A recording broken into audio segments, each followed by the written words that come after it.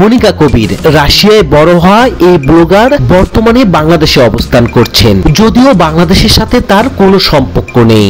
আমি বাংলাদেশে জন্ম নই, আমি মস্কোয় জন্ম, আমি রাশিয়ায় জন্ম। কিন্তু তারপরেও বাংলাদেশে কেন পড়ে আছেন এই মডেল? এর একমাত্র কারণ হলো ভাইরাল হওয়া। কারণ সে খুব ভালো করে জানে ভাইরাল হতে চাইলে বাংলাদেশে থাকতে হবে। পৃথিবীর অন্য কোনো দেশকে তো বেছে নিতে পারতেন, কিন্তু বাংলাদেশকে তার বেছে নেওয়ার একমাত্র কারণ সে দ্রুত ভাইরাল হওয়া, এবং তার ভাইরাল হওয়ার স্বপ্ন পূরণ হয়েছে। যদিও তার মতে বাংলাদেশিরা নাকি তাকে আটকে রেখেছে। যাই হোক, মূল কথা হচ্ছে বাংলাদেশে এই মডেলের কাজটা কি? ঘুরতে এসেছে নাকি মডেলিং করতে এসেছে?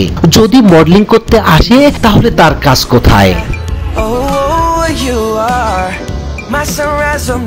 প্রতিদিন কোনো না কোনো সংবাদ মাধ্যমে তিনি ইন্টারভিউ দিয়ে যাচ্ছেন, আর রাত হলেই তার ফেসবুকে বেহাল অবস্থা।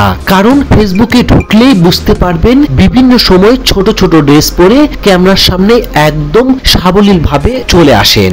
পশ্চিমা দেশগুলোতে এসব কাপড় পরা সাবলীল হলেও বাংলাদেশে এখনো তর্কের বিষয়। শুধু তাই নয়, মাঝে মাঝে তো বিকিনি পরা অবস্থাও ক্যামেরার সামনে চলে আসে। কখনো বুকের মাঝে তারা আর্ট করে, আবার কখনো চাঁদ আর্ট করে। তবে সিগারেটের প্রতি তার বেশ আগ্রহ।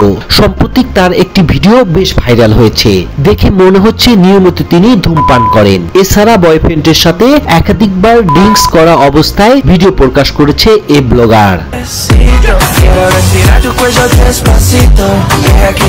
তবে ছোট কাপড় পরেও বেশ স্বাচ্ছন্দ্য বোধ করেন এই মডেল। এই জন্য দেশে কিংবা দেশের বাহিরে যেখানে যান ছোট কাপড় তার থাকবেই। নেটিজেনদের অনেকেই বলছেন মনিকা কবির বাংলাদেশে এসেছে মূলত বাঙালি মেয়েদের এসব উল্টাপাল্টা কাজ শেখানোর জন্য। তো ভিউয়ার্স, আপনার কাছে কি মনে হয় মনিকা কবির বাংলাদেশে এসে এমন কর্মকাণ্ড করা কি ঠিক হয়েছে? অবশ্যই জানাবেন ভিডিওর কমেন্ট বক্সে, এবং আমাদের সঙ্গে থাকতে অবশ্যই চ্যানেলটি সাবস্ক্রাইব করবেন।